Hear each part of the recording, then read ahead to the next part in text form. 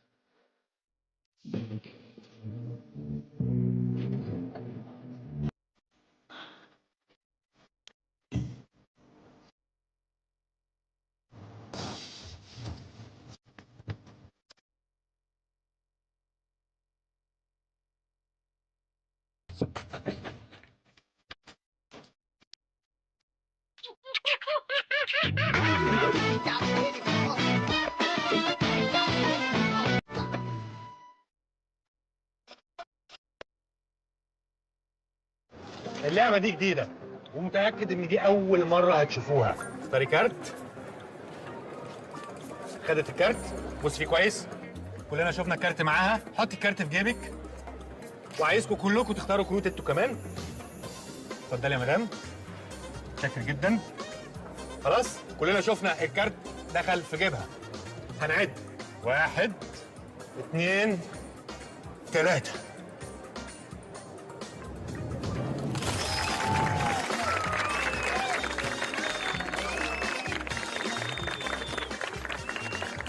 أنا متشكر جدا ليكم يا جماعة، عن إذنكم.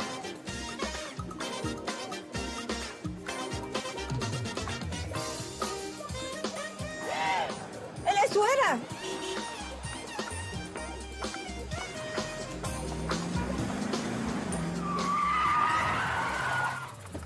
انت اعمى ولا شامم كل على الصبح؟ اعمى وشامم كل على الصبح.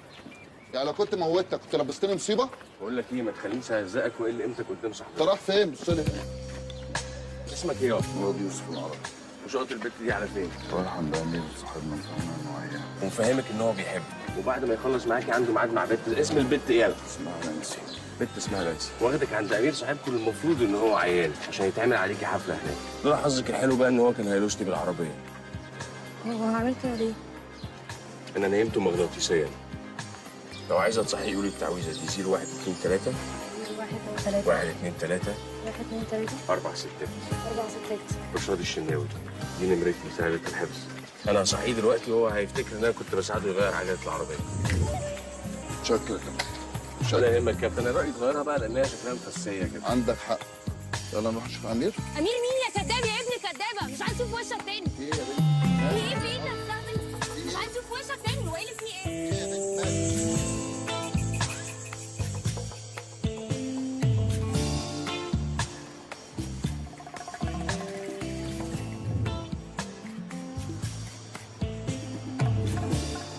ما هي اكيد مش صدفه، لان انت مش بتعمل حاجه صدفه. ايه اللي فكرك بيا يا طه؟ اتزنقت في قرشين. وحشتني يا رشاد. وحشتك فجاه كده؟ انت اللي من ساعه ما ابوك اتسجن وانت كبرانه في دماغك تغطس ولا تقفش. انت عارف انا عمري ما هحسبك على حاجه، بس بجد وحشتني يا رب. انا قلت ريحك من مشاكلك. تريحني مين وانا طلبت منك تريحني؟ وبعدين مشاكلك ايه غير شويه نسوان حواليك؟ بمناسبه النسوان، فين النسوان بتاعتك؟ ايه؟ لسه متوحشه؟ واكتر من الاول. رشاد انا عايزك في مصيبه. عايز يا طه؟ عايزك في مصلحه ما ينفعش اقضيها لوحدي، لان المصلحه دي بالذات تخصك انت زي ما تخصني انا. السيرك ده مع انه خيمه مش نقالي بقاله 25 سنه في نفس المكان، ومليان بقى كواليس وسراديب، كان عاملها كريستي الله يرحمه تحت الارض. والحاجات دي بقى كلها هتنفعنا جدا في النمره الاولى والاخيره، بس محتاجين وصله في النص. وانا عملت مكنه بوصله هتخرجنا من على المسرح لغايه بره. هتخرجنا بسرعه يعني هنهرب في الانجاز؟ لا هي مش طويله قوي كده، دي يا دوبك توصلك لغايه الباب. وانت اللي هتقفله يا شبح. الناس الطلاينه دول سيع ومش هيدخلونا كده من الباب للطاق. اشمعنى؟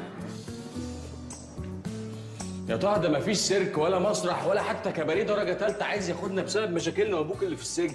اهدى شويه يا رشاد خلينا نفهم.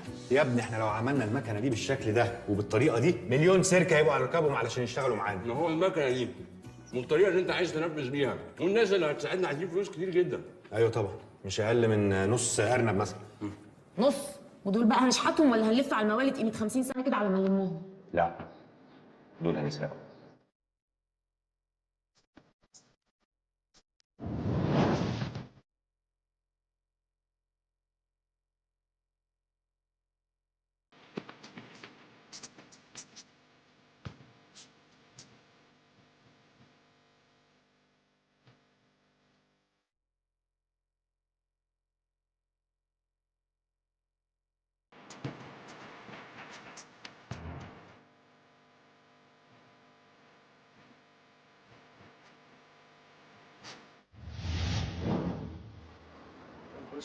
الموبايل بتاعي راح فين؟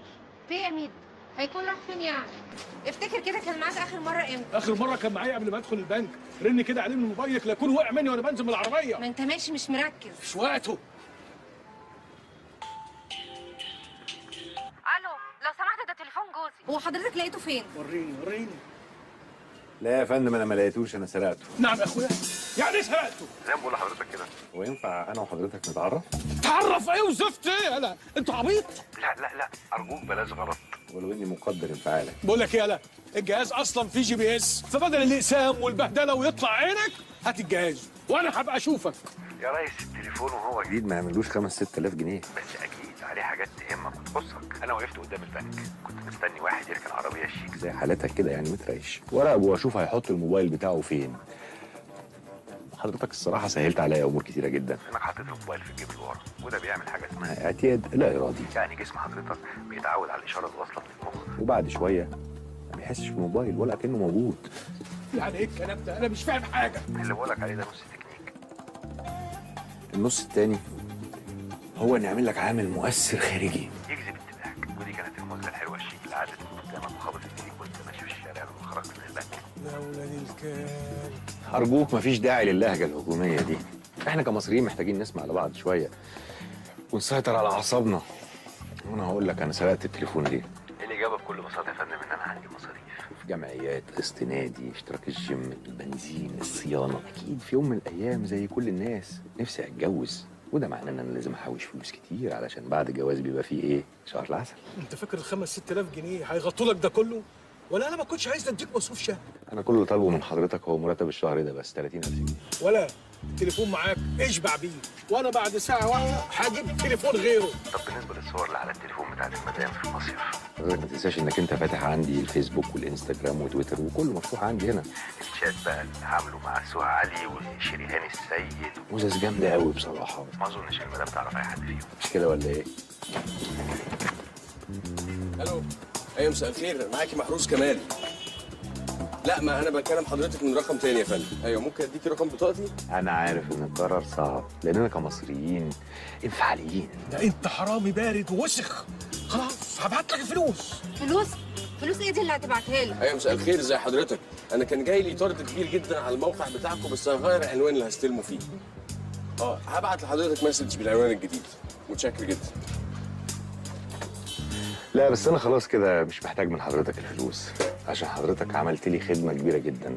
سجلت الكريدت كارد بتاعك على الموبايل، وده سمح لي ان انا اخش اعمل شوبينج بحوالي 150,000 جنيه. وفي نفس الوقت كان لازم بقى ايه اشغلك بموضوع طويل وممل انا شخصيا زهقت منه، لانك اول ما تعرف ان الموبايل اتاخد منك هتكلم البنك تلغي الفيزا. تصبح على خير. فلوس الحرام طلعت زي الحلال بالظبط. بقول لكم احنا كده حرقنا عربيتين ب 300,000 جنيه.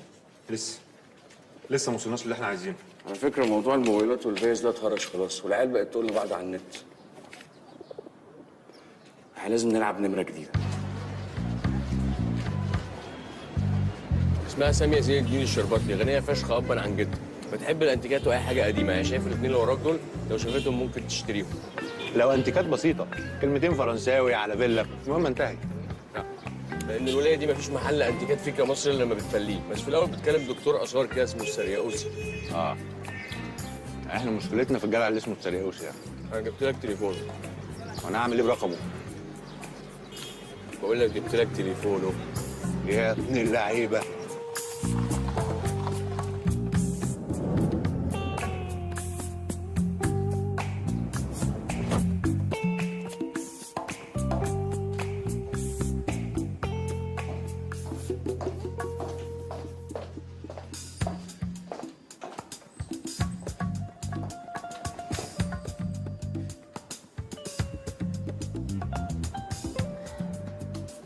اميزنج، ريلي اميزنج، فعلا تحفة.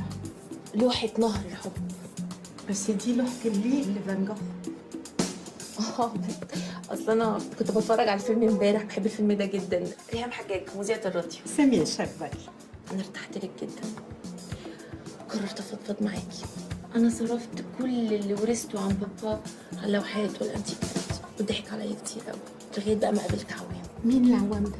عوام ده فنان شاب موهوب جدا جاي من ايطاليا، وايمانا منه بان الفن ده ملك كل الناس قرر يبيع كل لوحات بنص الثمن، اوريجينال كلها. ده معاه نص لوحات بيكاسو ورافايلو ودوناتيلو كلهم. طب انت ممكن توديني عند العوام ده؟ بصي يا مدام ساميه، انا ارتحت لك، وايمانا مني برضو بان الفن ده ملك كل الناس. انا هوديك العوام، يعني كتير عليها طبعا. استاذ عوام، مفيش حد هنا ولا ايه؟ استاذ عوام، ازيك؟ عامل ايه؟ فاكرني؟ انا اسفه جدا ان انا جيت لك من غير ميعاد. الفنانين ما لهمش مواعيد. ميرسي جدا. مدام ساميه. شنطيه يا مدام. مدام ساميه كانت عايزه ريشه رافايلو. اوه، بس دي مش للبيع. جو ميكسكيوز مسيو عوام، كل حاجة في الدنيا للبيع. أنا مستعدة حالا أكتب لك شيك ب 2 مليون جنيه لو عايز تصرفه دلوقتي ممكن. ايه ده 2 مليون؟ لا طبعا. أمال عايز كام؟ انا عايز 300,000 جنيه. وطبعا ال1,700,000 اللي حضرتك عرضتيهم ممكن تتبرعي بيهم لجمعيه خيريه بترعى الحيوانات الاليفه. ده شيء يسعدني جدا. اميزنج، ريلي اميزنج. بس طبعا لازم أكلم حد يجي يشوف الحاجة. بيان سور، اكيد ده حق حضرتك. جو ميكسكيوز.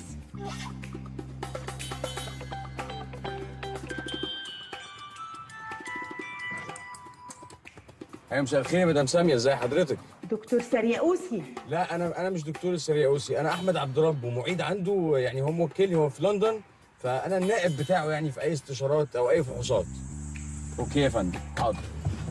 من عينيا. سلام. اقل من ساعه اكون عند حضرتك.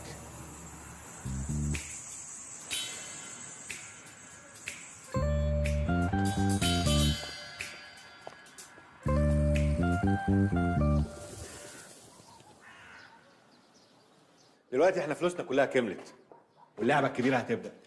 وزي ما ابونا علمنا، الحاوي محتاج 3 حركات علشان الناس تسقف له وما تكشفوش. الحركه الاولى تشتيت الانتباه.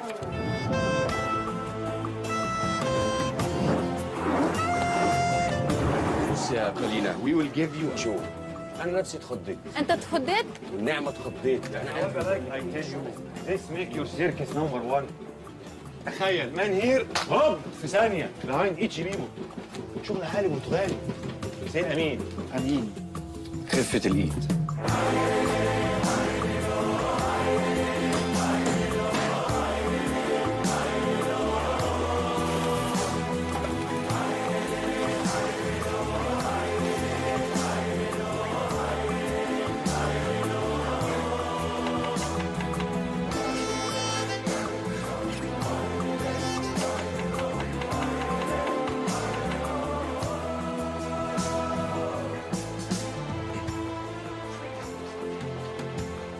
1 2 3 1 2 3 4 ستات.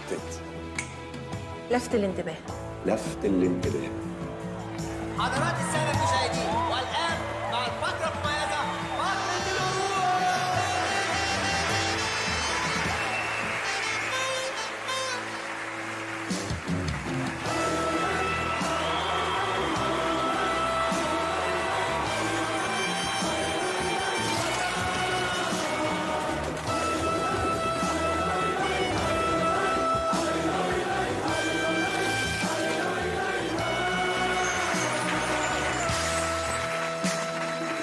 انا عارف ان الحماس ليكوا تشوفوا ايه اللي هيحصل، بس اللي هيحصل دلوقتي دي مش خدعه، دي حقيقه.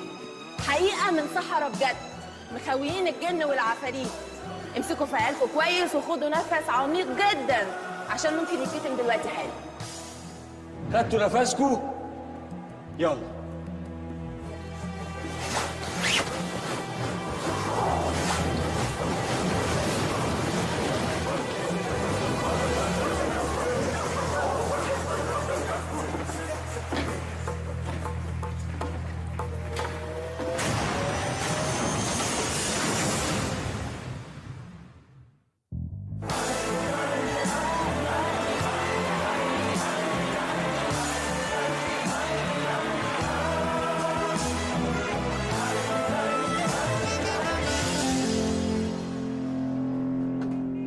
احنا بقالنا شهر بنعرض، انا زهقت فشخ.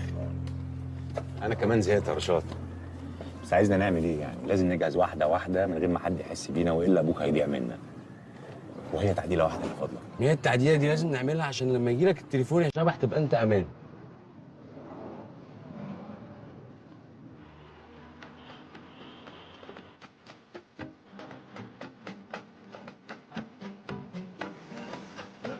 بس كده هو ده اللي احنا عايزينه. لا ما هو مش اصلا مش مركز معانا، مش متابعنا. مش هنرقص في البروفه. فوكس وذ اس هنا يا بول. Okay, but I can't understand why you want to close all the door during the show. بص يا بول، this trick new sell a lot of ticket. دبل بيبول هنا على طول. we will sell the ticket for 200 pound. 200 لو مش عايز we will go to your cousin in اسكندريه. لا انا مش عايز فيليب، انا عايز الشغلانه دي. واحنا بنتكلم انجليزي ليه اساسا؟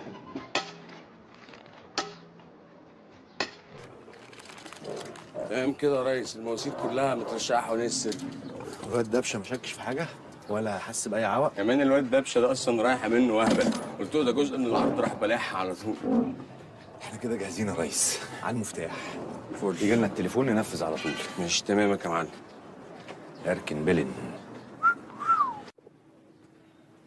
عمال السيرك 6، ما بيبقاش في حد في الكواليس خالص غير النمره اللي بعدنا، كلهم على بعض 3 4 وحبايبنا. راجل حطه على السبيكر. الو. النهارده يا طه. النهارده ايه؟ احنا ما اتفقناش على كده.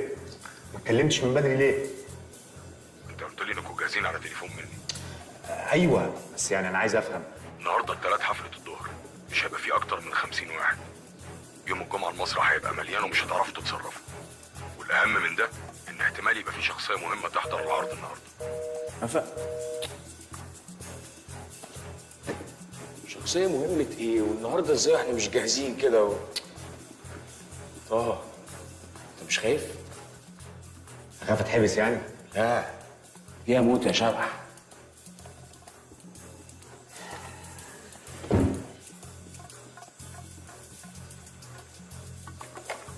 محدش بيموت مرتين يا رشاد. انا بصراحه بقى خايف.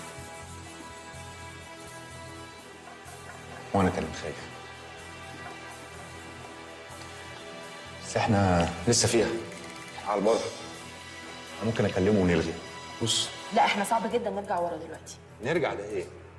انت مش جايه معانا اصلا. انت بتقول ايه يا طه؟ هو من امتى انا مش معاكم؟ وبعدين على فكره انا الوحيده اللي متربيه في السيرك ده وحافظه كل شبر فيه. يعني لو حصل لكم اي مصيبه هتحتاجوني.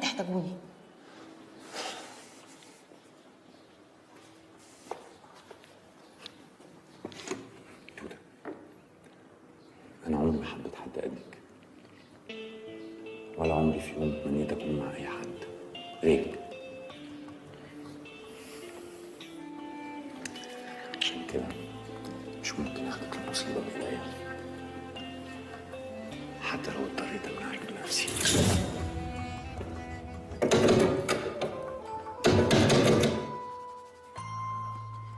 لا انت اكيد بتهزر صح؟ انت مش هتعمل كده يا طه. طه فكني. طه فكني. فكني يا طه.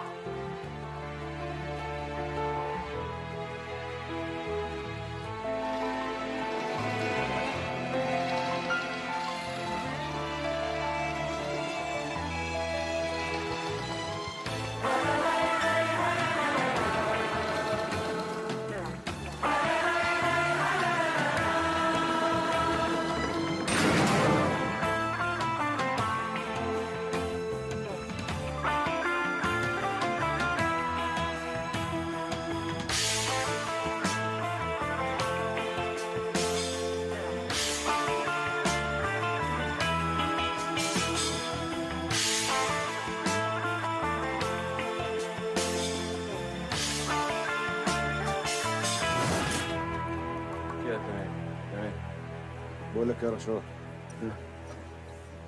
لو غلطة واحدة حصلت كلنا هنموت، انت فاهم؟ لو ما لحقتش تجري في ال5 ثواني والواد ولع النور كلنا هنموت، لو البيبان كلها ما اتقفلتش كلنا هنموت، لو الشغل اللي بره السيرك كله ما اتعملش في ميعاده كلنا هنموت. على فكرة مش خايف على نفسي بس، أنا خايف عليك أنت كمان. انت عارف أنا خايف من إيه؟ إيه؟ خايف هتهب معاك وتتجنن فيها زي ما بتعمل كل مرة. المرة دي ما ينفعش، انت فاهم؟ ما تفكرش أنت بس في توتة وكله هيبقى تمام. توتة؟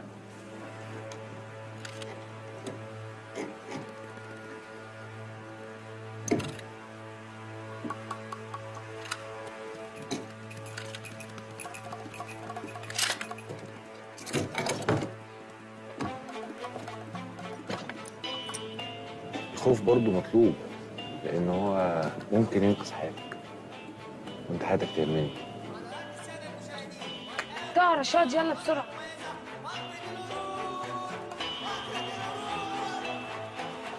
يلا بقى.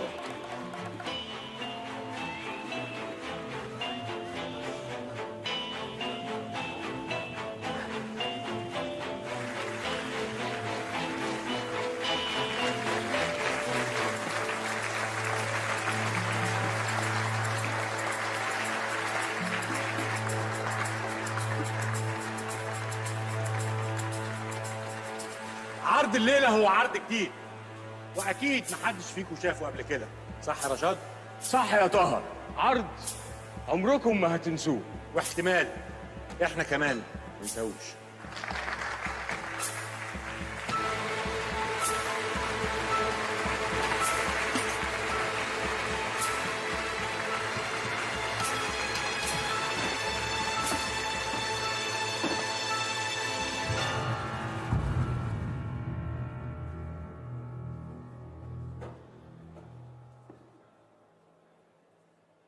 عرض النهارده الكبار فقط.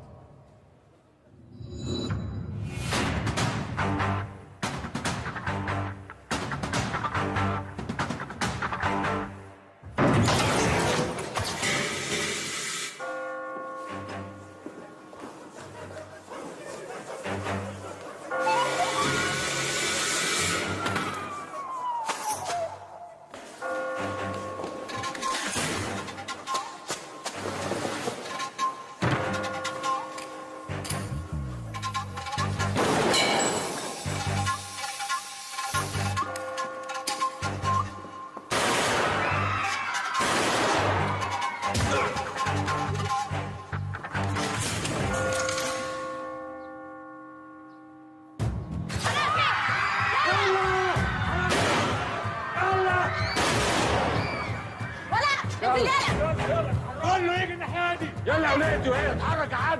يلا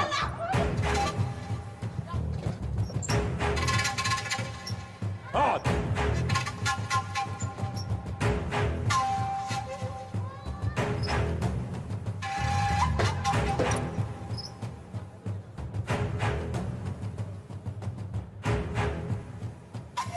No! What are you doing? No! بقول لكم ايه؟ احنا جايين نقضي شويه وقت معاكم من غير ازعاج. اللي هيفتح بقه او يعمل اي حركه كده ولا كده هفضي الخزنه دي فيه، فاهمين؟ كله يطلع موبايلاته. طلع موبايلك يا طلع يلا يا. والله العظيم يا باشا انا معايا موبايل. يلا لف.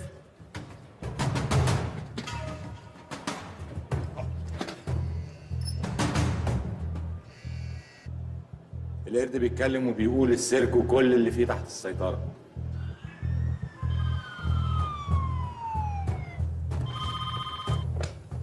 ايوه صباح الفل يا باشا، انا بس كنت عايز ابلغ عن حادثه حصلت دلوقتي في السيرك الاوروبي اللي في المعادي. في عصابه كده خطفت السيرك واخده الناس رهاين، وانا واحد منهم يا باشا. ولا مش ناقصه مبرشمين على الصبح يالا. مش مصدق؟ طب اسمع كده يا ريس.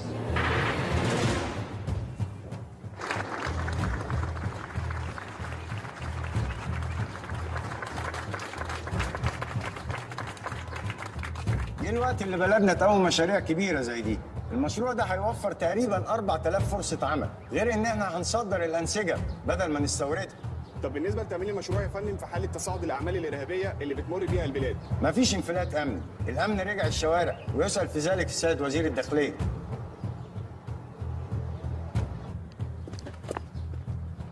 انت عارف ان انت عمرك ما جبت لي خبر حلو ابدا.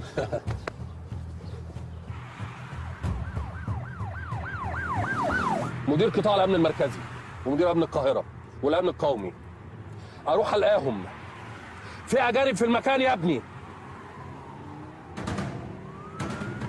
بس هي كانت ناقصاكم انتوا كمان.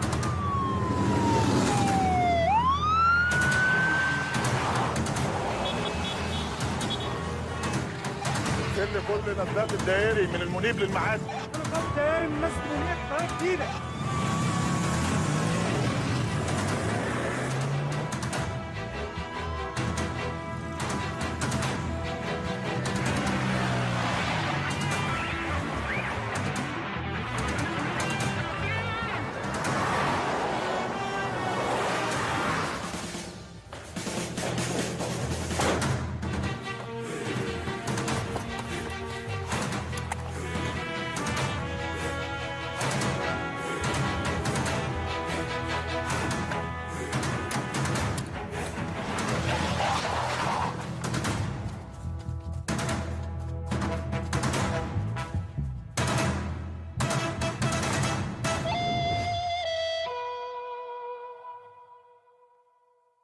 يا فندم انا خلاص اهو داخله على موقع الاحداث قدام السيرك. لا لا لا لا معايا كاميرا. لا ممكن ما تبعتليش حد، بس ممكن تبعت لي عربيه بس.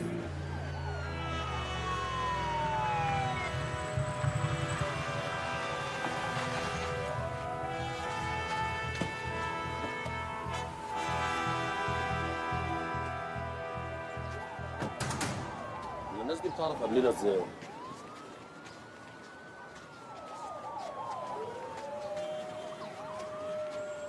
سيادة الوزير، هتعتقد ان المجموعه الارهابيه ليها علاقه بزياره الرئيس الفرنسي الاسبوع القادم؟ انا لا اعتقد اي زفت ولا عندي اي معلومات. عدوني. ايه؟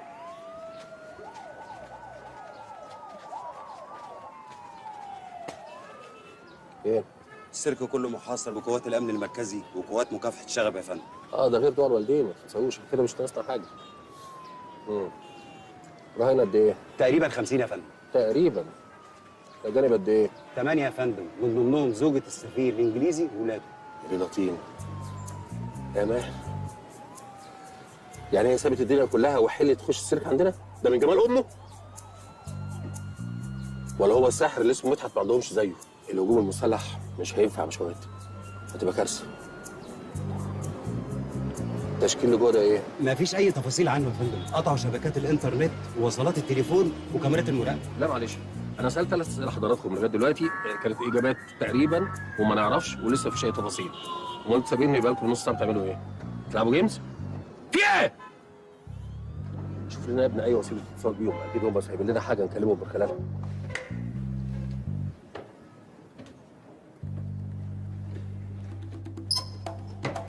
ايه ده، انت ايه اللي جابك هنا؟ هو انت بقى ما تردش على تليفوناتي عشان تعمل الجريمه دي؟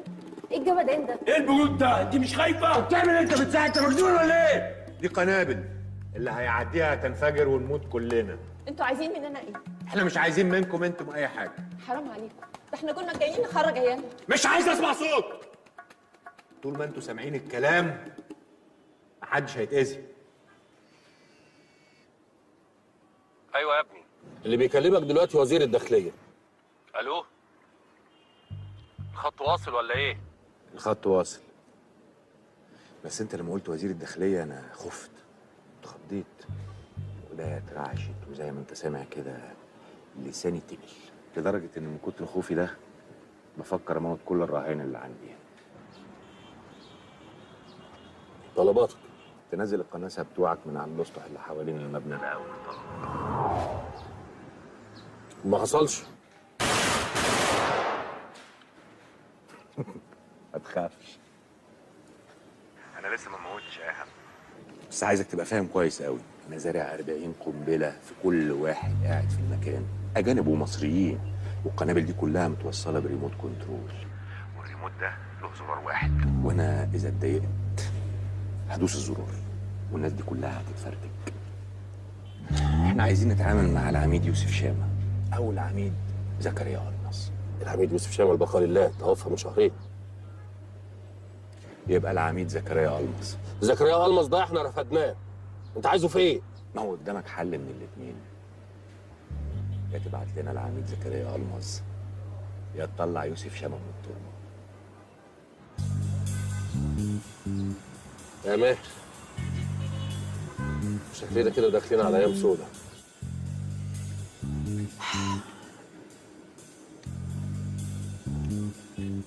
محدش هيموت صح؟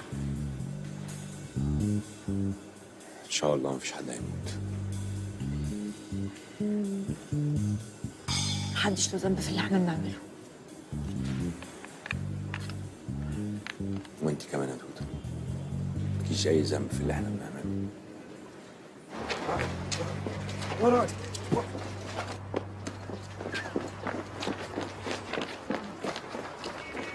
بص بقى يا استاذ، من هنا تقدروا تشوفوا السيرك كله. متشكرين يا ريس. متشكرين ايه؟ شاي. طيب هنرضيك واحنا نازلين. عايزين ايه؟ عايز 3000 جنيه لكل كاميرا من دول. احنا مش كل يوم بيجي لنا حدث تاريخي زي ايه ده. الجشع ده؟ جشع ايه اللي مش عاجبه ينزل؟ انزلي. استنى. ده تلاقوا كل واحد فيكم واخد له يجي 100000 جنيه. اتفضل. ما بتجوش غير على الغلابه. يلا اعمل لنا شاي بقى. لو على الشاي على حسابي. السلام عليكم. احنا هنفضل هنا كتير؟ ايه وراكي حاجه ولا ايه؟ اخرسي خالص يا تيسير، الراجل ده مش هيستحملك زي يعني. يا رب ما كانتش امها تيجي النهارده، كانت تصرف رصاصه هي وامها وارتاح منهم الاثنين في يوم واحد. بان على حقيقتك يا ناقص. لا بقى، ابوكي طلب النجف وقلت ماشي، والغساله قلت ماشي، والثلاجه والبوتاجاز وقلت ماشي. امال لو كنت بخطب الانسه هيفاء وهبي كنت هتكلف ايه؟ صلي على النبي يا عبد العزيز، وانت كنت هتخطب الاستاذ هيفاء وهبي ازاي يعني؟ مش فاهم. اول خروجه معاك يا شيخ تتمسك رهاينه كانها بتنام. انت بومه حاول اخد اخر كمان. انا بومه يا راجل يا فقر يا عديم الدم. عيب يا تيسير، عيب يا عبده، عيب عليكم كده. احترموا بعض شويه او احترموا اللحظه اللي احنا فيها. ده احنا كلنا ممكن نموت. انا من الصبح انا عارف انا مش هروح النهارده. انا ايه اللي جابني هنا بس؟ امبارح اتصاحبت على البت صاحبه محل الجواهرجي اللي جنب السيرك هنا، خدت لها شبه تتصور مع تافهه قوي. ضربت على الهارد بتاع كاميرا المراقبه وحطيت واحد تاني مكانه، مع اني كان نفسي اتشهر وصوري تنزل في التلفزيون، بس يلا. ده يا فندم تفريغ الكاميرات المحلات اللي جنب السيرك. وايه يا ستر ده؟ اتفرج عليها في الشارع ولا ايه؟ احنا اسفين اللي عليك. لا يلا، وفي عدل من اول اليوم شغل. ما كنتش اعرف انكم فيها. لا والله فتشني فتش. اسماعيل السيد تريقوا علينا يا سترات. اقفل الزفت ده. فتشني فتش. سياده الوزير، مكتب رئاسه الوزراء على التليفون. الو؟ ايوه يا فندم، ملتزمين بضبط النفس للحفاظ على ارواح الرهائن يا فندم. لا الحقيقه يا فندم مش عارفين عددهم ولا الهويه لسه. حاضر يا فندم، تحت امرهم عليك. لا فور يا فندم. ماهر. نعم يا فندم. عندي اجتماع في رئاسه الوزراء بعد ربع ساعه، جهز العربيات، اتحرك. سياده الوزير، احنا في مشكله كبيره جدا. تمام عليك. واضح يا فندم اننا قدام تشكيل كبير، مش مجرد عيال بلطجيه. يا فندم الولاد دول قطعوا الاتصالات والانترنت، حتى اختيارهم لليوم اللي هجموا فيه وحجزوا الرهائن اختاروا يوم يكون الدنيا فاضيه فيه، يوم تلات، مش خميس ولا جمعه الدنيا تبقى زحمه. حتى كاميرات المراقبه اللي في المحلات المجاوره للسيرك، رجالتنا لما جابوها اكتشفوا انه عليها افلام اسماعيل ياسين. وانت عايزني اقول لهم اسماعيل ياسين؟ اعتقد محمود ياسين افضل. العيال اللي جوه دي طلبت تتعامل مع العميد زكريا ألمز. العميد زكريا ألمز اترفد من الداخليه ولا يمكن يرجع لها تاني. العيال طالبينه بالاسم، والعميد زكريا ما اترفدش، ده استقال، وكلنا عارفين الكلام ده. ايوه، بس هو استقال بعد ما خرج من الداخليه بفضيحه، ثم اكيد الولاد طالبينه لانه ضابط شمال هينفذ لهم اللي هم عايزينه. سياده الوزير، القرار الاول والاخير ليك، ولازم نجنب المشاكل الشخصيه وبالذات في المصايب المهببه دي. يا فندم مشاكل شخصيه ايه؟ ضابط خرج من الداخليه لسوء سلوكه، ثم انا اللي برجعه اقول ايه للظباط والقيادات اللي عندي. يا فندم انا عندي كفاءات عاليه جدا تقدر تتعامل مع الموقف، بس انا محتاج شويه وقت مش اكتر. ده قرار إعادة العميد زكريا ألمز للخدمة، مدته ترجع لسيادة الوزير. قرارك سيادة الوزير.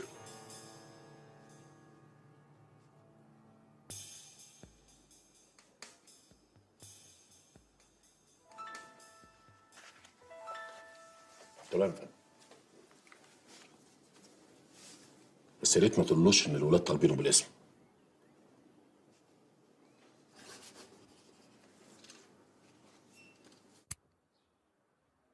هذا وقد كلف السيد الرئيس وزير الداخلية ومعاونيه باتخاذ الإجراءات اللازمة وتفويضه بكل الصلاحيات من أجل تحرير الرهائن. داليا كردوس، قناة المنيرة.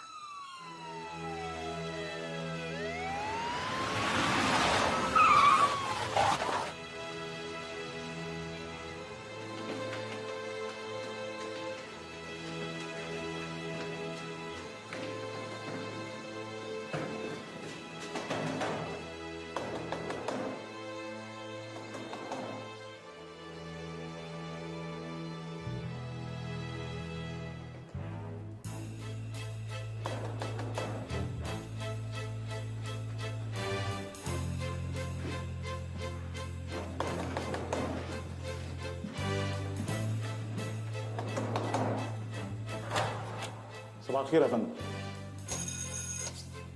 خير ايه بالرزق اللي انتوا بتعملوه ده؟ ما الجرس شغال اهو. انتوا جايين تقبضوا عليا ولا ايه؟ زكريا باشا، ده قرار رجوعك للوزاره يا فندم. لا يا شريف. دي حاجه حلوه. طب انا عايزك تبلغ رساله لسياده الوزير. قول له زكريا ألمز مرفوض. بعدين يا ابني انا مش تحت امره. وقت ما يعوز يرفدني يرفدني، وقت ما يعوز يرجعني يرجعني. وبعدين بصراحه بقى انا مش فاضي. بربي الكلب بتاعي. بشرب قهوه. تيجي تشرب قهوه معايا؟ ولا انت شكلك مش فاضي؟ امسك يا ابني. زكريا باشا لو سمحت، الموضوع كبير جدا يا باشا. سمعه البلد اهم من اي خلافات شخصيه. سمعة البلد دي بتخلينا نجيب ورا. بس انت ولد كويس، اقنعتني. سيبني بقى اروح اغير هدومي واحلق دقني. مفيش ظابط دقنه طويله مش كده؟ بس انت برضه ولد كويس.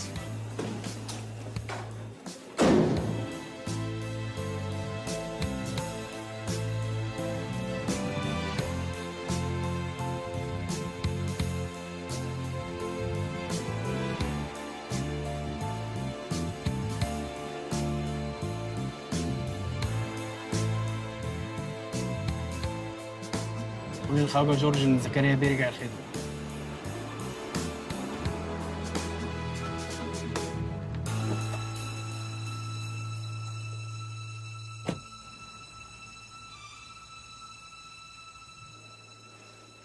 التليفون جالك يا معلم؟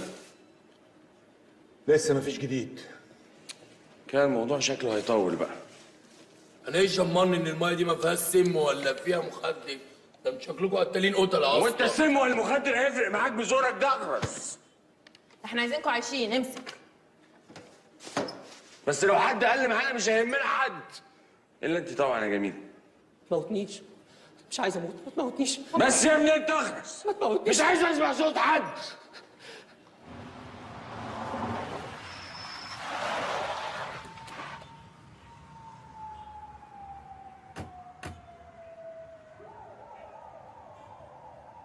طيب. طبعا. طبعا. مع السلامة. صباح الخير يا فندم. واحد وسط. يا ترى عدد الرهائن قد ايه وعدد افراد التشكيل اصابي قد ايه؟ لا يا ريت. ما اعرفش. وزاره الداخليه كلها حوالين السيرك ومحدش عارف. اسمع زكريا، انت هنا غصب عني، وانا كنت اتمنى يكون عندك نقطه دم وتعتذر. يا باشا مصلحه البلد في كل اعتبار. وبصراحه بقى بعد ما قريت قرار رجوعي للخدمه اللي فيه كل الصلاحيات، فانا بتصور يعني ساعتك تستريح كده في غرفه العمليات في الوزاره، وانا اوعدك ان ابعت لسعادتك تطورات اول باول. شوف، هو انا هعمل كده، بس ده لان الارض ما تسعناش احنا الاثنين. بس انا عايز اقول لك على حاجه، وشرف امي لو حصل وفشلت وخذلتنا زي كل مره لافشق، مش هكتفي باقالتك، هسجنك. طمن يا فندم. شد حيلك.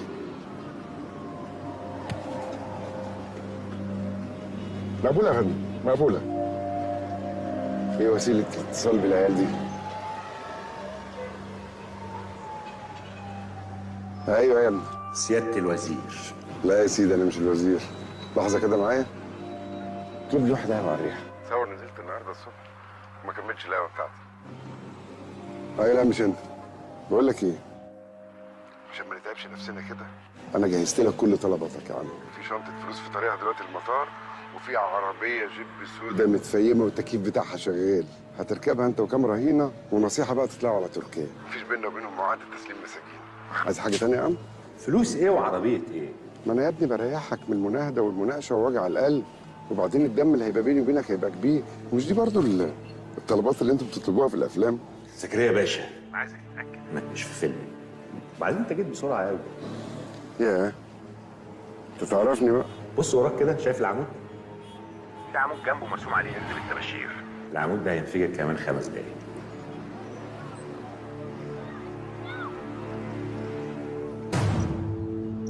خبير مفرقعات، واخد المربع ده فورا.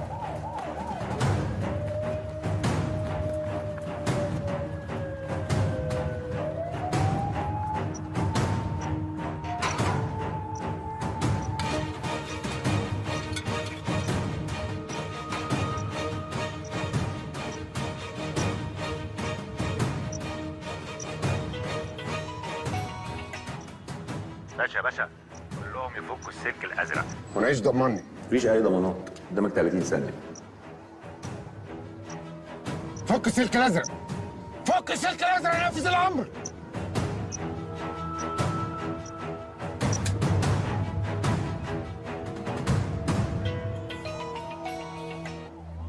زكريا يا باشا، طبعا انت عارف ان انا ليا عندك واحده كده، وعشان تتاكد ان انا ما بهزرش يكون في علمك السيرك كله والعمارات اللي حواليه مزروعين قنابل، ومش المربع ده بس، لا.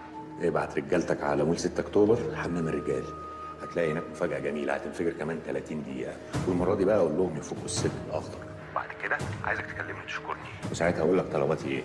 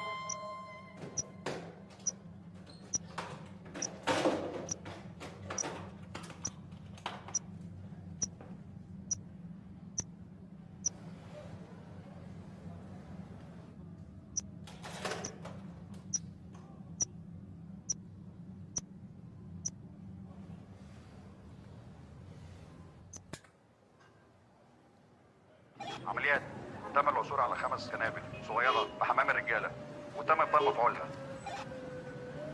بقى كده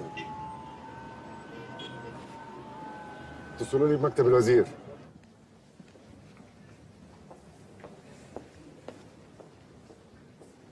انا جبت تفريغات كاميرات المراقبه بتاعت المطعم اللي جنب السيرك ده، غير الهارد اللي اتسرق النهارده بتاع اسماعيل ياسين. وبعدين؟ في مجموعه بتفرغ كل صور الناس اللي دخلوا السيرك في خلال يومين، وفي خلال ساعه هيكون في حصر مشتبه بيهم. بس انا عايز عربيه الام ديو. نعم يا فندم، عايز ايه؟ عربيه الام ديو سعادتك. ليه ان شاء الله؟ لو تحارب ولا ايه؟ هتلمي لي ملفات اهم اماكن في الدوله، الامن العام وامن الدوله في عربيه واحده؟ ايه ده يا فندم؟ انتوا مش غيرتوا اسم امن الدوله؟ الامن الوطني يا سيدي، هي دي اللي فارقه معاك قوي؟ ايوه بس علشان نفهم. لا اوكي اتفضل. يا فندم الموضوع خطير جدا، احنا مش عارفين العيال دول مفخخين ايه بالظبط. دول ممكن يكونوا مفخخين الوزاره هنا. لا طبعا على الوزاره، شوف غير. بعد الكشف عن الخرائط يا فندم لقينا على بعد 1 كيلو من السيرك في بنك مهم جدا. عارفه. وورا السيرك في مكان الاقامه الجبريه بتاع كمال عبد اللطيف، حضرتك عارفه برضه. وعلى بعد 3 كيلو في 3 مباني حكوميه. يا فندم بعيدا عن اي مشاكل شخصيه. لا طبعا. احنا في مصيبه يا فندم. الله يطمنك. خير ان شاء الله. خير.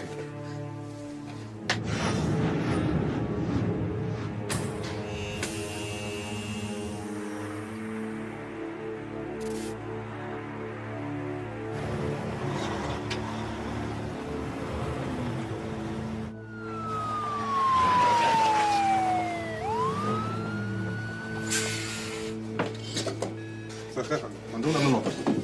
مساء الخير يا فندم، مندوب المخابرات العامه. مساء الخير يا فندم، مندوب مكافحه الارهاب. مساء الخير يا فندم، العميد علي الزهيري المسؤول عن الام دي يو. سعادتك بس يا ريت تدينا 30 دقيقه نكون حددنا الشخصيات اللي تم تفريغها على الجبل. كان نفسي اركب العربيه دي من زمان. احنا دلوقتي المفروض نخش السيرك، نحجز الرهاين، يجي لك التليفون عشان تطلب الطلب الاول اللي احنا اصلا ما تبلغناش بيه. البلد كلها حوالينا، هنعمل ايه؟ هنستنى. هنستنى لحد امتى؟ بقول لكم ايه؟ احنا من الاول عارفين ان الموضوع مش سهل، وانا مش شايف اي حل تاني غير ان احنا نستنى.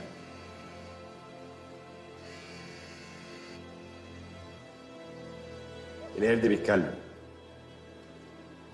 عامل لي بحث على العيلين دول.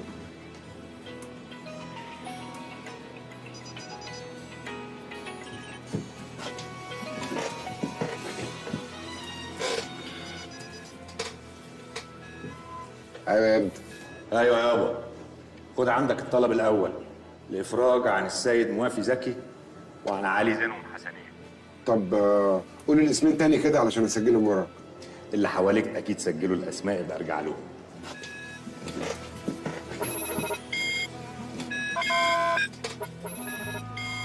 دول 2 ارهابيين تبع تنظيم القاعده. انت ايه دخلك بيهم يا ابني؟ بقول لك ايه، انا بأمر، وانت لو ما نفذتش ارواح ناس كتير هتبقى في رقبتك، وانا ما بتكلمش على الناس اللي هنا بس، انت عارف كويس انا بتكلم على ايه. وراهنك على 100 جنيه انك هتروح تجيب لي جوز الرجاله دول. اعتبر نفسك كسبت الرهن. عايز العيلين فين؟ عايزهم هنا في السيرك.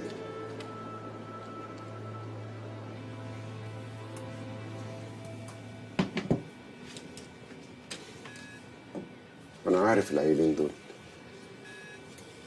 استعجل لي البحث عن العيال دي. وايه بقى دخل القاعده في اللي احنا فيه؟ مش عارف، جايز زكريا ده بيلعب بينا. بيلعب بينا ازاي؟ وهيعرف منين اصلا ان احنا ما نعرفهمش؟ مش عارف. بقول لك ايه يا طه، انا ابتديت اتوتر وممكن تهب مني واعمل حاجات كلها هنندم عليها. انت عايز نعمل ايه يعني يا رشاد؟ يعني ايه عايز منك ايه يا طه؟ يعني انت جايبني بعد 3 سنين شغال لوحدي تسحولني معاك هنا؟ رشاد اهدى. لا مش ههدى ايه؟ ما بس بقى انتوا الاثنين. انت اتجننت يا رشاد؟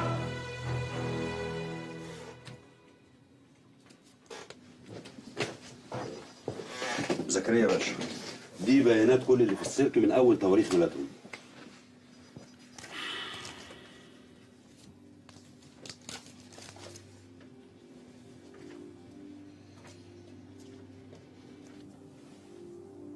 ايوه بس ايه علاقه العيال دي بتنظيم القاعده؟ ما اظنش يا فندم ان ليهم اي علاقه. حسيت في لحظه ان الولد اتفاجئ لما عرف انهم من التنظيم. عندي احساس ان في طرف تاني راس بيتحركوا. العيال دي يا فندم عروسه، في حد بيلعب بيهم. طب وتعمل ايه؟ اوعى تقول لي خرجهم. مفيش حل تاني يا فندم. وبعدين اطمن سعادتك، الحراسه حوالين السيرك اكبر من الحراسه حوالين السجن. بس خد بالك يا زكريا، العيال دي كلها عليها احكام بالاعدام. هيخرجوا على مسؤوليتي يا فندم. مسؤوليتك ازاي؟ هتتقدم مكانهم؟ ده الواجب. يا رب ان شاء الله، يا رب ان شاء الله. لا لا، ده انا بدعي لك ربنا يوفقك. يا رب يا رب ان شاء الله.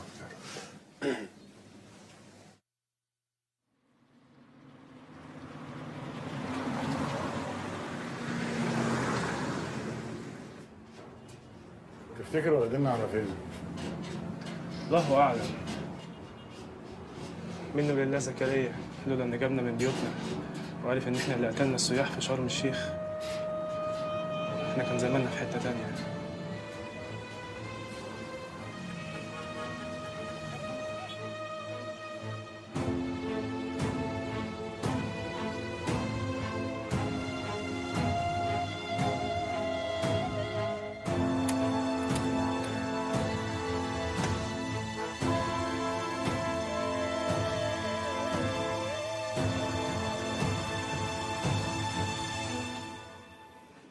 فتش الواد الاقرع، بعت لك معاه حاجه.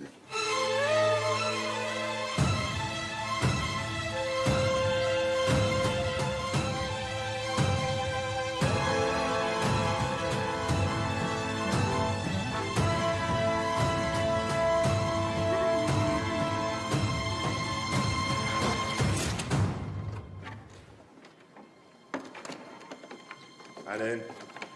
هنا اقف. انزل على الارض. انتوا بقى محبوسين في ايه؟ ما تنطق يا ابني.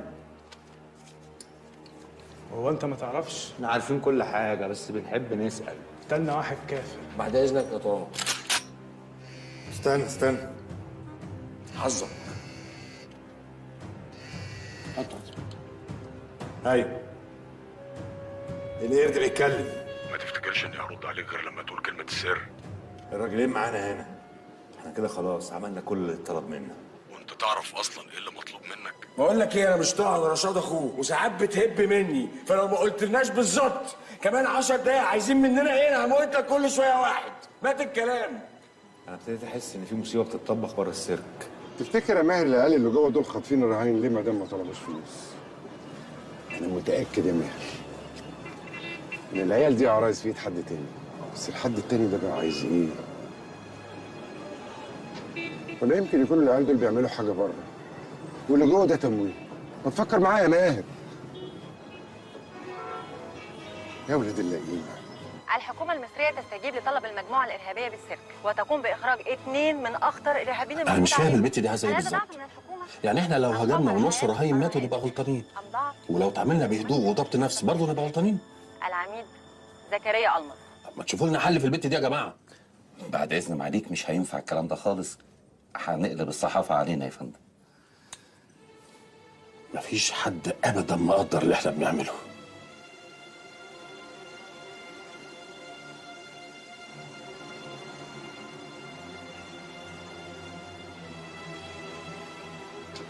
رايحه فين انت؟ تعالي بكلمك. انت بتعملي ايه يا وليه يا مجنونه انت؟ اثبتي مكانك. بقول لك اثبتي مكانك. كده؟ جايه فيكي. رايحه فين يا حلو؟ انا ابني بياخد انسولين ولو ما خدش الحقنه كمان ساعه ممكن يموت. ماناش ضمني ان انت ما بتعمليش فيلم عشان تخرجي انت والواد. ارجوك ابني لو ما خرجش ممكن يموت. طه احنا مش هنسيب الواد ده يموت. وانا لو سبتك انت والواد تخرجوا هتبقى غلطه كبيره، والغلطه في اللقطه اللي احنا فيها دي بموتك. ارجوك سيبه يخرج لوحده وانا هفضل معاكم. لا، احتمال وارد ان كلنا نموت دلوقتي. ساعتها الواد هيتيتم، وانا ما ارضاش اكون سبب في حاجه زي دي، لاني مجرب الاحساس ده لما امي ماتت وابويا دخل السجن.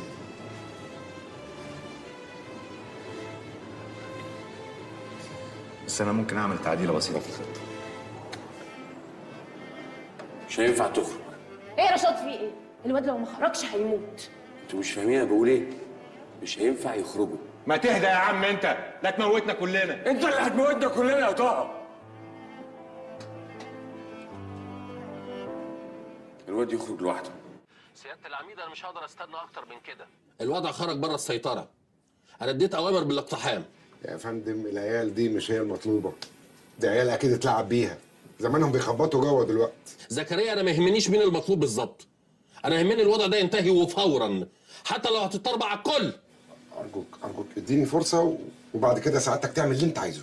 قدامك 15 دقيقه، بعد كده ما تلومنيش، هقتحم.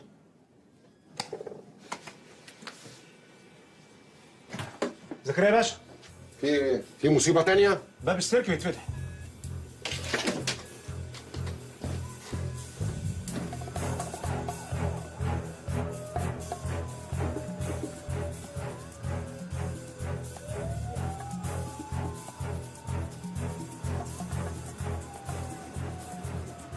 قول لي يا بابا، في كام واحد جوه وخرجوك ليه؟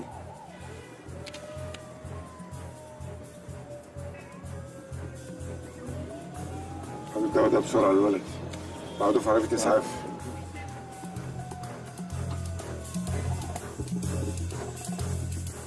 باشا انا عندي السكر وفي حاجه باخدها دلوقتي، لو ما خدتهاش ورحمه امي. انت ليه محسسني ان انا بايع عليك؟ يلا ما تخلص تموتك. انا مش عايز اموت يا باشا، والله العظيم تاني بقول لك اخلص. ايه الغبي ده؟ ولو اي حد فيكم فتح بقه هتقع فيكم الضرب. يا ابني شد الوسطى، ده شكلهم قتالين قتله هيموتونا. كفايه كده يا طه، احنا بيتلعب بينا يا طه، وبدل ما ابوك يخرج من السجن احنا اللي هنحصله، ده لو ما صفوناش اصلا هنا يا ريس. ايوه انا الراجل اللي بتدور عليه. على فكره لما خرجت الولد الصغير اكتشفت انك بني ادم. افتح السبيكر. ما رايي انك تخرج حد من عندك اتفاهم معاه نخلص من الموضوع ده. لا، انا شايف ان انت اللي هتقرصنا هنا. ده مش هيحصل سعادتك. لا هيحصل، وكل 10 دقايق هموت لك واحد. تعالى اسمك ايه؟ اسمي عبد العزيز. انا هعد من 1 ل5. بعد 5 عبد العزيز هيموت. طب سعادتك اديني ساعة واحدة بس عشان أمن سعادتك. 1. طب اديني اقل من ساعه وانا هدخل لك. 2. ما تعقل يا رشاد، انت بتعمل ايه؟ 3. قلت لك هدخل لك بعد ساعه. 4. سيبك انا يا رشاد. انت كنت عارف كويس ان انت اول واحد هتموت.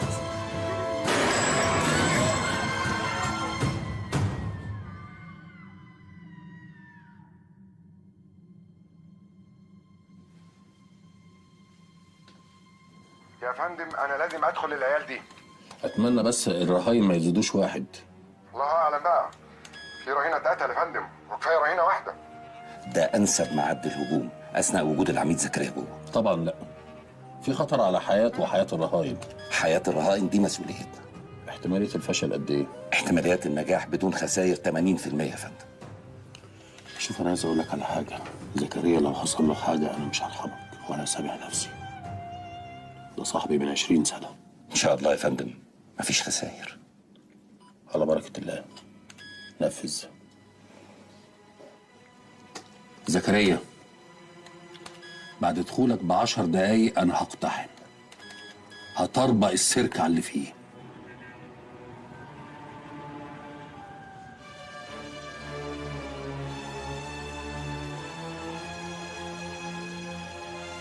ملوش لازمه.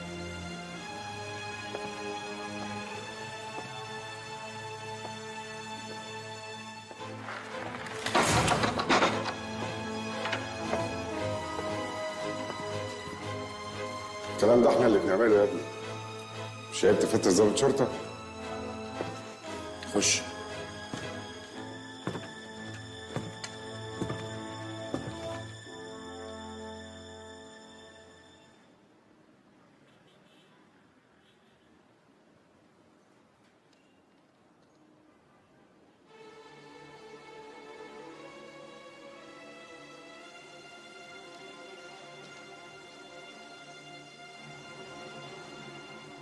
اللي انتوا عملتوه ده غلط. ما دام ما طلبتوش فلوس ومحدش اتأذى كان ممكن الموضوع يعدي. بعدين ما اظنش ان الاثنين الارهابيين دول تبعكم. انتوا مين وعايزين ايه؟ طالبين الحق يا باشا. احنا مين دي امرها سهل، ممكن نقول لك، بس الاهم من كده احنا طالبينك انت بالاسم ليه؟ انت عبيط يا ابني. انتوا اللي طالبيني، انا اللي المفروض اسال. انا عبيط وساعات ببقى غشيم، بس هريحك وهحكي لك على حدوته من الاول. الحكايه بدات من اكتر من 3 سنين. حصل انفجار في فندق في سينا، ونزلت ولميته 10 بني ادمين على باب الله، منهم واحد اسمه يونس عليوه الشناوي المرجاتي، راجل غلبان كان شغال في فندق.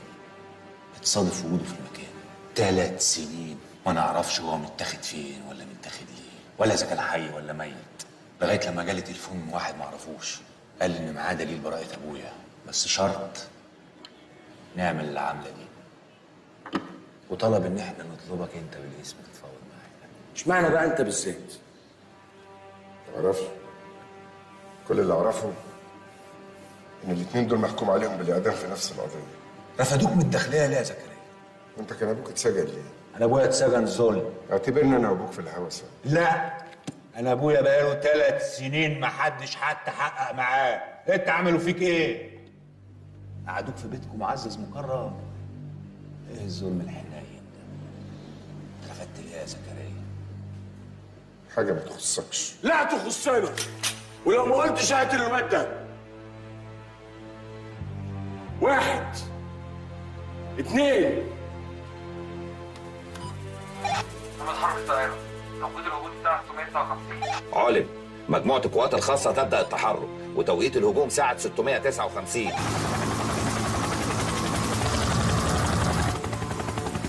3 خلاص.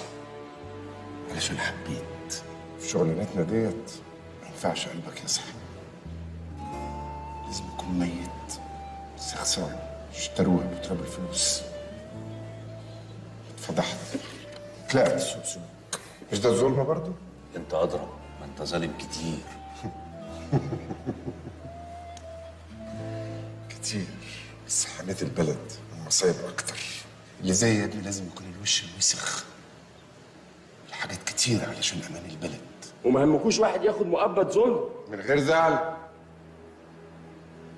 ما يهمناش. شوف يا ابني، اللحظة دي أنا ما يهمنيش مين اللي وراكم، لأنه أكيد حد كبير وعايز يظهر الحق. تعالى نسميه أنا وأنت عبد الحق ونركنه على جنب. الاثنين اللي أنا دخلتهم لكم دول ممكن تاخدوا منهم الاعتراف اللي أنتوا عايزينه قدام كل الإعلام. وأنا رجعت شغلي تاني. سيبني بقى أخرج علشان أأمن هروبكم ويا دار ما دخلك شر.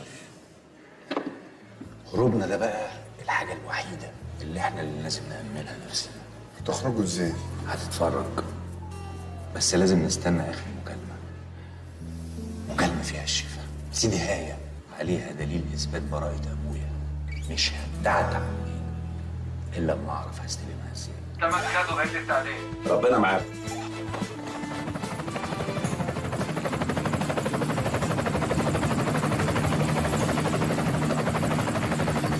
اقتحام كمان 5 دقايق، مفيش وقت. مش هتحرك إلا لما المكالمة تيجي. اللي هيكلمكوا ده ما يعرفش إيه اللي بيحصل هنا. الاقتحام هيحصل وهنضيع كلنا. يا باشا ما نضيع، ولا انت خايف على نفسك بس؟ انا لا خايف على نفسي ولا عليكم، انا خايف على الناس اللي ملهاش ذنب دي. الناس اللي ملهاش ذنب اللي انت لسه قايل ان هم ما يهمكوش، بقيت خايف عليهم؟ انت عايز ايه؟ انا عايزك تهدى خالص، لاني مش هتحرك من هنا الا لما تجيلي المكالمه.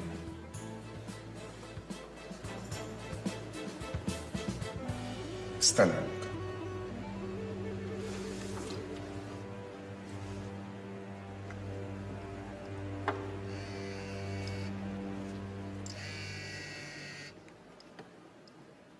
ايوه. ايه يا طه؟ مش هتقولي القرد بيتكلم؟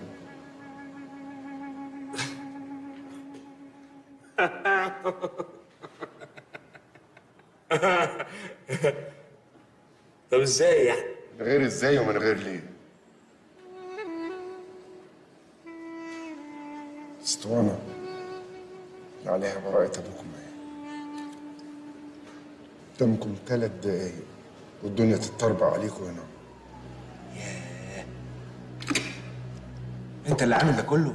يا كلمة العميد اللي جنب زكريا ألمظ دي تستاهل كل اللي احنا عملناه. خلصنا يا طه، خدتوا حاجتكم، سيبونا نخرج وشوفوا هتخرجوا ازاي، مفيش وقت. ماشي بينا. بقول لك ايه؟ احنا عملنا كل حاجة انت عايزها. صح. بس بعد اللي انت عملته انا ما اضمنكش. تقصد ايه؟ اقصد ان احنا هنسبقك عشان ورانا مشاوير. وبقى خلي اصحابك يفكوك. طه يلا يا رشاد. يلا يا شبح. طه ما اتفقناش على كده يا طه. طه القرد بيتكلم. القوات الخاصة ابتدوا يتحركوا. الحكومة هتقب علينا. يلا عبده. يا عبد قوم، انت جاي تنام هنا؟ ما ينفعش كده يا عم طه، انت بتبني معانا ساعه واحده بس، انا بقالي 6 ساعات ده ابو ضهري وجعني يا رشاد. خلاص مش وقته. هبقى اجيب لك شريط ترومادول. يلا يا عم والشبح يظبط. شاهد يا عمي. فين الموتوسيكل؟ الموتوسيكل جاهز. انت بتزعق ليه؟ هما كمان معاكم؟ مش كلهم، بعضهم. يا ناقص يا واطي يا ابن الكدابه. انت طالع يا تيسير. طالع يا تيسير. كنت فين يا سيدي؟ عقبال ما اشتريت المكنه، وبعدين الفلوس اللي انت اديتها لي ما كفتش، وعشان اكون صادقه معاك دول الباقي. يعني انت المكنه دي هتنجزك ها؟ دي اسرع من باقه النت. يا عبد العزيز دي فيها موت يا عبد العزيز. انا ما بموتش. موتش ازاي؟ ما بموتش ازاي؟ عادي يعني. ولا انت كل اللي عليك انك هتقعد في وسط الجمهور، هتقزقز لب وتاكل فشار وتنبسط قوي من العرض. واول ما هنعمل اللي احنا هنعمله عايزك تقلب فرخه، تقعد تعيط وتخوف الناس اللي حواليك، تحسسهم ان احنا وحوش وقتالين قتله. هتعرف بقى تعيط وتولول وتعمل الحبتين دول ولا هتكشفنا؟ دي حركتي المفضله. انا من الصبح انا عارف ان انا مش هروح النهارده. بقول لك انت تحلق لي شعرك ده، انا عايز يبقى شكلك موظف كده غلبان عشان تصعب على الناس. هرش انا عايزك تشغلهم لي، وعايز شويه من الحكومه يجروا وراك. جاهز يا عبد العزيز؟ جاهز. استنى. القرد بيتكلم. بقول لك ايه يا طه، في حكومه كتير هنا على يمين السيرك، وفي قوات خاصه ابتدت تتحرك على شمال السيرك. عايز مصر كلها تعرف ان في مصيبه كبيره، كارثه بتحصل، وعايزك تتابع الاخبار من بره السيرك وتبلغيني بيها اول باول. لما هتكلم معاكي مش هتقولي لي اي حاجه الا لما اقول لك كلمه السر اللي هي ايه؟ القرد بيتكلم. عبد العزيز هتخرج من باب السيرك اللي على اليمين هناك ده. حاضر. استنى، خد الواد ده معاك. قوم يقف. قوم. يلا كتفوا وراكوا بسرعه. ما كده خلينا في المزه الجامده دي. يلا بدل ما افضيها فيك. يلا اخلص. يلا نقوم مع بعض كلنا. معلش هوب ثانيه واحده. خلاص يا جماعه كنا بنهزر معاكم بصراحه، كلنا ده هزار، فاحنا هنروحكم دلوقتي تمام. عايزكم بس تبصوا مع ايدي هنا.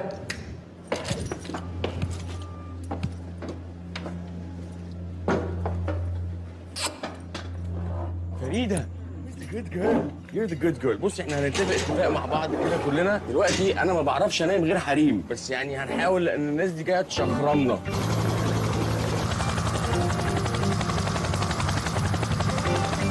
فانا هعمل كده، كلنا هنعمل ايه؟ هنركز مع ده. انت صاحي اصلا ولا انت مش مركز معايا خالص؟ ركزوا مع ايديا عشان هننام كلنا مغناطيسيا.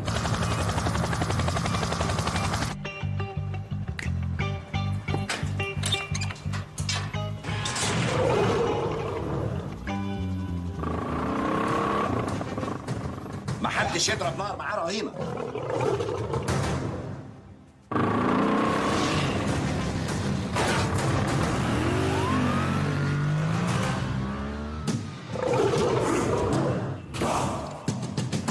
يا سيد فندم.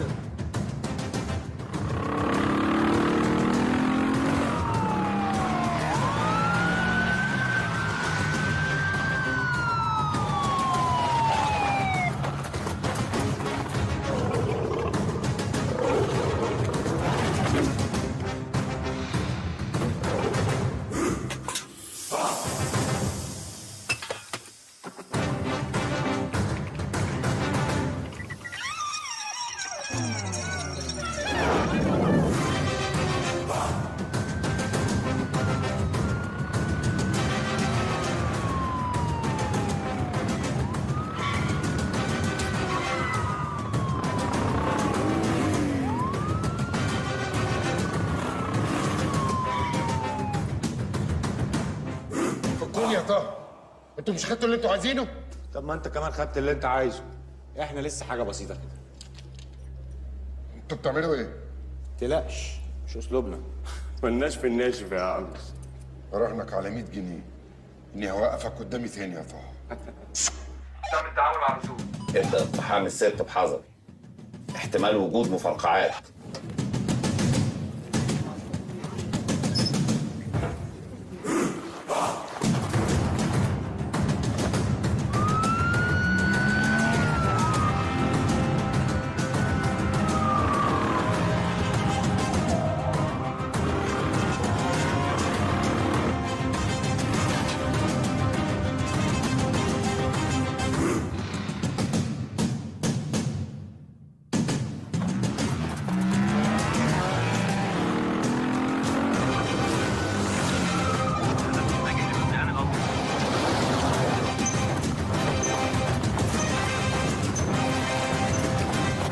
كله ارجع. بعد سيبك بطني. قلت لك ارجع نفذ الامر.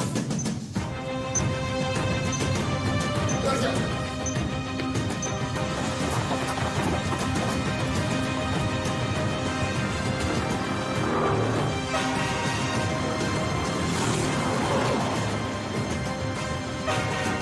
اي واحد يا فندم ما ينفعش كده.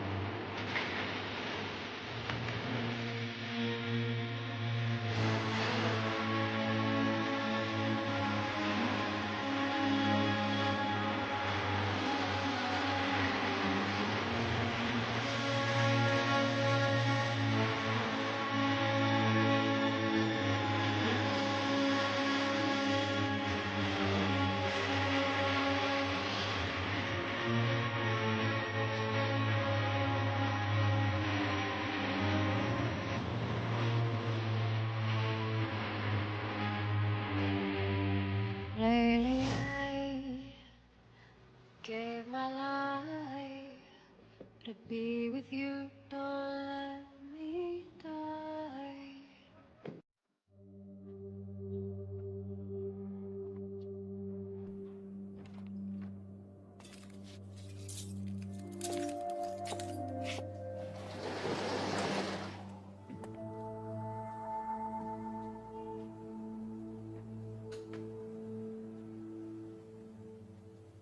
ايه ده؟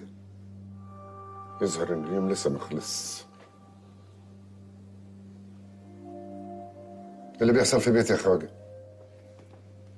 هو ده السؤال اللي انا مستنيك من الصبح عشان تجاوبني عليه. انا لما فتحت بازار في العماره دي اشتريتها كلها ما عدا شقتك. قلت ده ظابط قديم ويمكن وجوده فيها مال للكل، بس عمري ما اتوقع خالص ان الضربه تجيني من شقتك. ضربة ايه وشقة ايه؟ انا مش فاهم حاجه. شوف يا زكريا، ده ممكن مش مقدر قيمه الراجل اللي قدامك ولا قيمه الحاجه اللي اتسرقت. زكريا باشا يا خواجه، الكريستاله اللي اتسرقت نتيجه اصطدام نيزك بالرمله وتمنها 30 مليون دولار.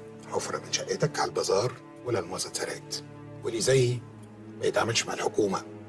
ده زكريا باشا. من غير كل اللي انت بتعمله ده، لو عمل كده ودخل بيتي انا اللي هجيبه يا خواجه.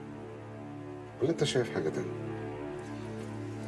انا لولا قدام التلفزيون وشايفك قدامي طول الوقت كنت قلت ان انت حافظ على كلامك يا خواجه. لا مؤاخذه، انا عارف ان انت رجعت الخدمه يا زكريا، بس ده يعني ممكن يكون سباك، نجار، الواد بتاع المكوى.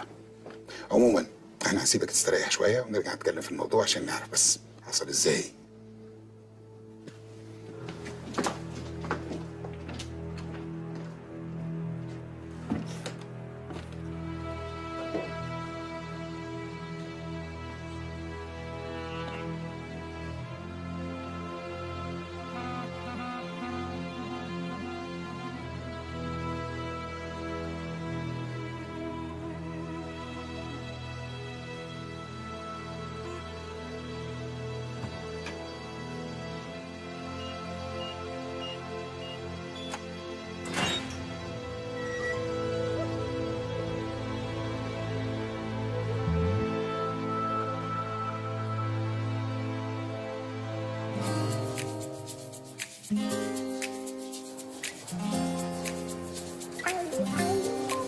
لا دي اخر مره هنتقابل فيها، كلامنا بعد كده هيبقى بالتليفون. طبعا انت عارف الملف ده فيه ايه؟ ده ممكن يدخلك السجن بقية عمرك. الملف ده مش هيخش الداخليه تاني طول ما هتعمل اللي بقول لك عليه، وبعد ما نخلص كل حاجه ليك كمان نص مليون جنيه. يا زكريا يا باشا اوامرك، وهي كلها مصلحه واحده.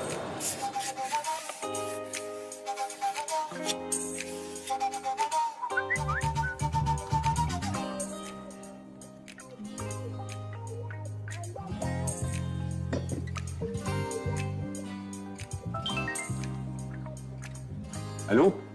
طه. ايوه. مين؟ مش مهم مين، انا جايب لك خبر هيفرحك انت واخوك. رشاد، انا عايزك في مصيبه يا رشاد. عايز ايه يا طه؟ واحد ما اعرفوش اتصل بيا وقال لي ان معاه دليل براءه ابوك. ايه؟ معاه فيديو للحادثه بتاعت شرم الشيخ، بيقول متصوره من كاميرات من محل قدام الفندق، وبعت لي الصوره دي وقال لي هيبعت لي الفيديو. وده في مقابل ايه؟ مقابل ان احنا ننفذ المصيبه اللي انا جاي لك فيها. وانا عملت مكنه بوصله هتخرجنا من على المسرح لغايه بره. القرد بيتكلم وبيقول السيرك وكل اللي فيه تحت السيطره. طه اول ما يكلموك قول لهم انا مش هتعامل مع حد غير يوسف شامه وزكريا المظ. يا غابي يوسف شامه ميت، يعني انا رايح، مش عايز العيال دي تعرف انا مين. لو عرفت هنروح انا وانت في داهيه، بس داهيتك هتبقى اتقل حبتين. ها؟ البازار بيقفل الساعه 9 بالليل وبيفتح 10 الصبح، وقت ما هروح تكون انت بتنفذ.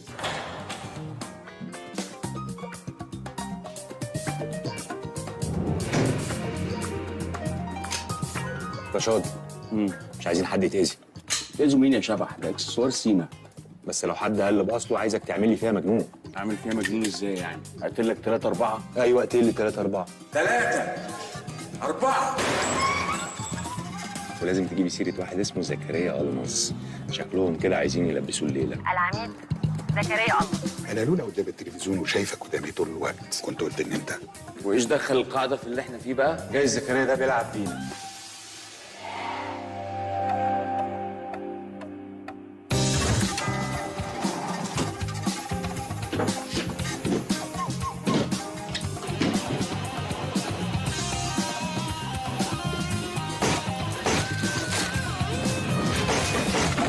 هتقطع الكهرباء عن البيت كله. البازار مليان كاميرات واجهزه انذار.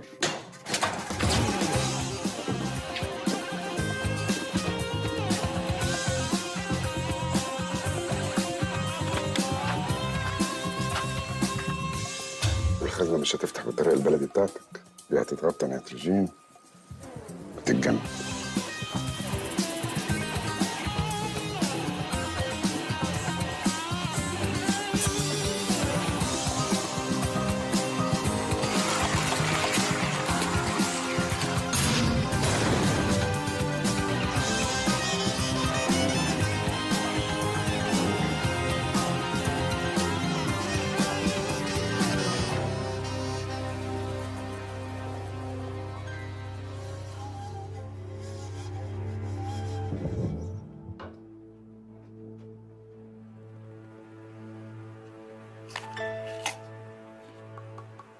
في ايه؟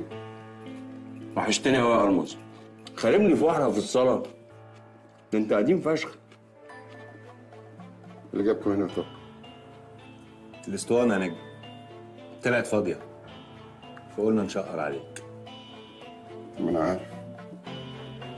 يا ترى انتوا فاشلين للدرجه دي؟ انا مسلمكم الاثنين ارهابيين، تاخدوا منهم الاعتراف اللي انتوا عايزينه. انتوا عايزين ايه؟ اسلمكم كمان الاسطوانه. انا ما كنتش ضامن كنت هخرج ولا لا. ايوه انت فاكرني عبيط ولا ايه؟ انت لو ما جبتش الاسطوانه تبقى فعلا راجل عبيط. ومين قال لك ان انا مش هديها لك؟ ده حقك. احنا كده خالصين. بالظبط كده. اديها الاسطوانه بتاعت ابونا، ومبروك عليك رجوعك الخدمه، وخد الالماظه دي مش عايزينها. ماشي.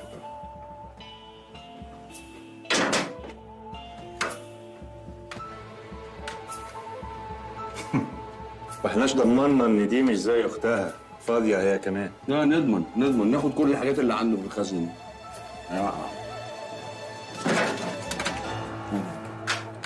يا عم الحاج.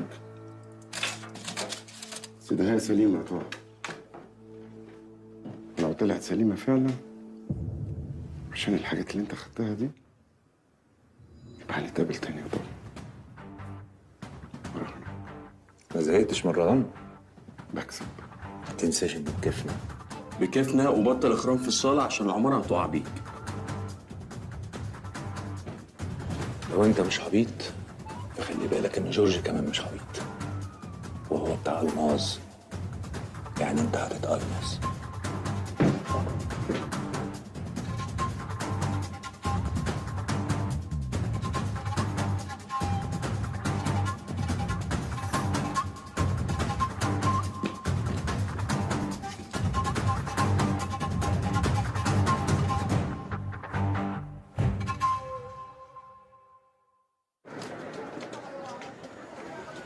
ابوك اتاخر يا شبح. مستعجل على ايه؟ هتلاقيه دلوقتي طالع فجأة.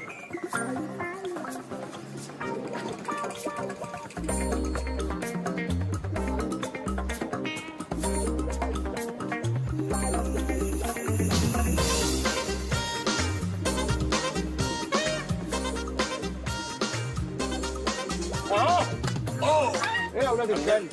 3 سنين سابني في السجن. يا حاج ده حاج انت واخد تأبيدك، خرجناك بعد 3 سنين. وانا الحمد لله. الحمد لله. يا قراداتي، مين الموزه الحلوه دي؟ نسيت توته؟ دي مرات ابنك يابا. ده راجل فاقد الذاكره خالص. توته الوصله توته. سيبك منها، بقول لك ايه، انا محفظ نسوان مصر كلها نمرتك، امسك التليفون اهو. جدع على. لا حلو، ما تنسيش النمر. ها كام؟ زيرو كام؟ 0 1 2 3 1 2 3 4 ستات. 4 ستات على الشرع برضه. ها طب هات التليفون بابا معلش.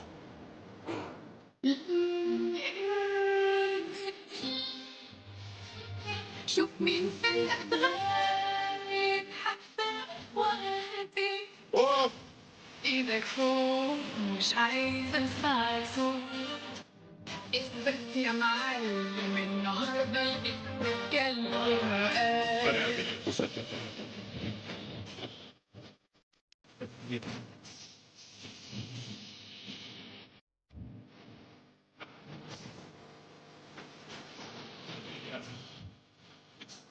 خليجة.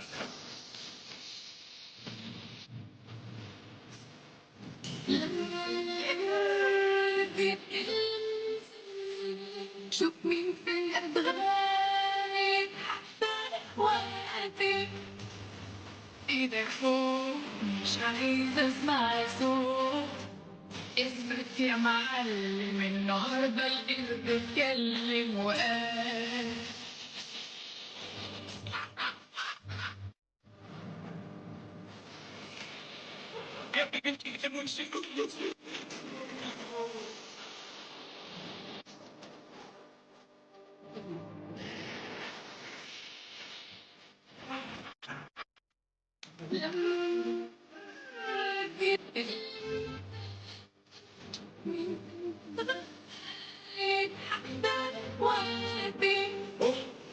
ايدك فوق مش عايزة اسمع صوت اثبت يا معلم النهارده القلب اتكلم وقال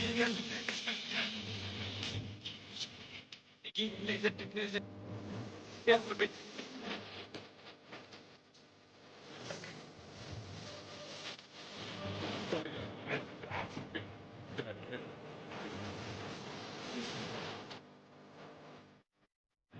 لما القرد يتكلم بلساني شوف مين من الأتراك يتحدى إخواتي ايدك فوق مش عاوز اسمع لك صوت اثبت يا معلم النهارده اللي بتتكلم